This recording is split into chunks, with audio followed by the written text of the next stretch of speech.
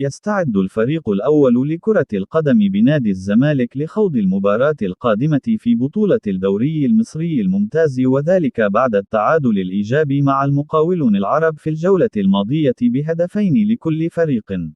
وسيلتقي نادي الزمالك مع سيراميكا كليوباترا في اللقاء المؤجل من الجولة ال19 لمسابقة الدوري العام المصري يوم الأربعاء القادم 26 إبريل في 8:30 مساء بتوقيت القاهرة، 9:30 بتوقيت السعودية وقطر، على استاد القاهرة الدولي. وستذاع المباراة عبر قناة أون تايم سبورت.